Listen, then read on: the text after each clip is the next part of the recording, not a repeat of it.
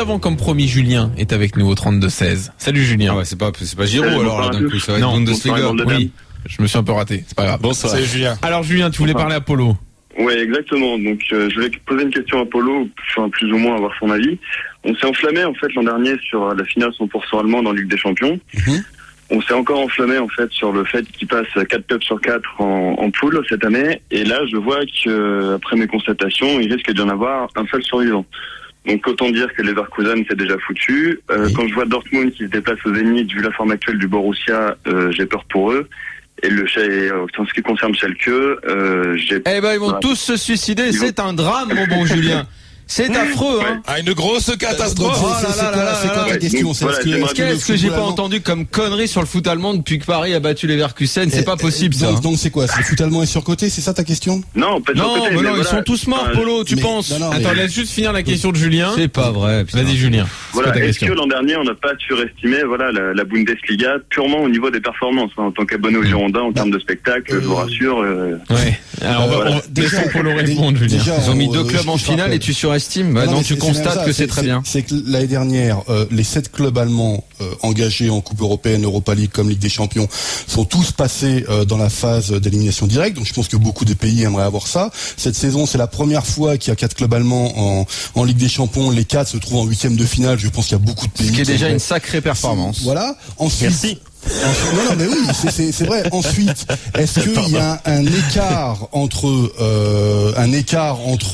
par exemple, Dortmund et le Bayern et le reste des clubs allemands? Oui, je le pense. Tu dis que Dortmund risque de sauter au Zénith, d'accord. Mais On va peut-être attendre de voir ça déjà, non? Non, mais d'accord, non, mais peut-être. Mais moi, j'aimerais juste quelle équipe en Europe peut, sur une saison entière, se priver de près de la moitié, voire plus de la moitié de son effectif type. Non mais donc, tu nous parles de Dortmund là? Oui. Ouais. Mais je pense que la question de Julien c'était plus en dessous du Bayern et de Dortmund sur le niveau moyen de la Bundesliga. Je vais donner ça. Non mais c'est la question de Julien. Elle est con, la question elle a pas de sens, la question. Il y a 4 clubs en 8e de finale. Les mecs qui passent tous en Europa League. En ce moment, il y a cette volonté en France de se raccrocher à quelque chose pour dire on n'est pas si nul. Mais si t'es nul, regarde les résultats de tes clubs et c'est tout, Julien.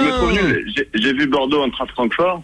Je te rassure, je me suis trouvé nul. Eh ben alors voilà alors. Là, Pourquoi il faut chercher à se raccrocher Julien, comme ça? Mais Julien, il pose une question à Julien, il y a Polo. 2 choses qui me semblent importantes. Tu as raison à mon avis sur le problème de l'Europa League. C'est-à-dire qu'aujourd'hui, les vrais clubs allemands qui devraient être en Europa League ne sont pas là. C'est Hambourg, c'est Brême et Stuttgart qui sont des clubs à plus de 100 millions d'euros de chiffre d'affaires. Et oui, non, mais c'est des vrais problèmes. C'est-à-dire que ces clubs-là devraient être en Europa League et devraient faire les clubs allemands en Europa League devraient aller beaucoup plus loin si ces 3 clubs-là devraient être là et à leur niveau. Ça, c'est une vérité. Maintenant, je vais te donner un exemple. Le Bayer Leverkusen, tu le remplaces par l'Olympique de Marseille ou l'Olympique Lyonnais. Il y a 2 ans, Leverkusen sort d'un groupe où il y a Chelsea et Valence. Dans le même groupe cette année, il y a Manchester United, la Real Sociedad et j'ai oublié le Shakhtar Donetsk. Si c'était 2 clubs français, Lyon et Marseille, vous seriez tous en France, tous les médias français, vous seriez tous en train de crier cocorico là-haut en disant on est les meilleurs du monde. Oh mais après on peut pas parce que c'est trop fort. C'est vrai, Polo. C'est vrai que le Bayer Leverkusen s'est fait éclater il y a 2 ans par le Barça, s'est fait éclater par Manchester en match aller-retour, s'est fait éclater en 8e. Je trouve ça à titre personnel lamentable parce que c'est pas normal que ça arrive à Leverkusen comme ça systématiquement. Et ce qui est important de savoir, c'est voir comment les médias allemands descendent Leverkusen, les fracturent, parce qu'ils ne veulent pas que ce club reste en Bundesliga. Donc maintenant, on peut toujours s'accrocher en disant ah ouais, t'es rien par rapport à Leverkusen, c'est quoi le budget, Polo? Alors ça dépend parce qu'ils sont aidés par le groupe Bayer. En gros, pour les bonnes années, c'est un peu plus de 100 millions.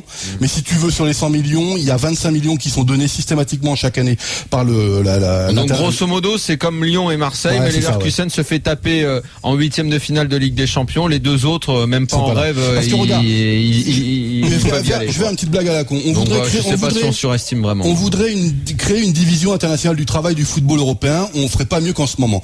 Paris éclate Leverkusen, qui a éclaté la Real Sociedad. La Real Sociedad a éclaté Lyon. On fait ça dans le monde du travail. Ça fait quoi? Ça fait une division internationale du travail. Donc, il faut bien se rendre compte de tout ça. C'est beaucoup plus complexe ce qui se passe. D'accord. Oui, j'ai fini. Ok.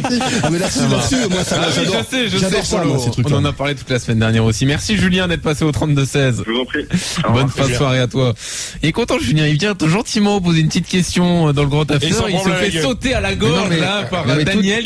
Pendant une semaine, Daniel a tout gardé en lui. Mais non, mais tout ce tu qu'il verrais disait, tout ce tout que ce qu'il j'ai entendait lu. sur Le l'Allemagne. PSG a mis 4-0 Donc là, à il y en a un qui Leverkusen. arrive et hop. Et les mecs, quoi, les Allemands sont tous des bidons. Mais vous êtes malades ou quoi? Non, D'abord, je le suis d'accord avec PSG toi, a des moyens colossaux et s'est construit une équipe fabuleuse pour sûr. être en quart de finale minimum. Ils mettent 4-0 à Leverkusen. Et alors, en quoi ça touche le foot allemand? Mais Mais attends, je vais te dire un truc, ils ont Daniel. mis ça, 2 clubs ouais, en Fred. finale et 4 Avant de en parler huitième de cette Giroud, année. ouais. Mais non, bon. alors je peux dire qu'en Espagne, s'il y a bien un club que personne ne veut rencontrer, c'est le Paris. PSG. Ouais, bien Ah, mais sûr. ça, je peux t'assurer. Ah ouais, on dit sur qui tu veux éviter. Un des cadors aujourd'hui, c'est le PSG. Et Dieu sait que je suis pas fan du PSG. Ouais. Bon, oui, c'est Ah vrai. bon? On Non, le mais sait. c'est vrai, non, mais On je, le sait, en non, non, plus. mais, Ah mais bon je sais, donc je dis ça, pas contre cœur, mais c'est une vérité. Bon. Ni le Real, ni le Barça, ni l'Atlético veulent tomber sur le PSG en quart.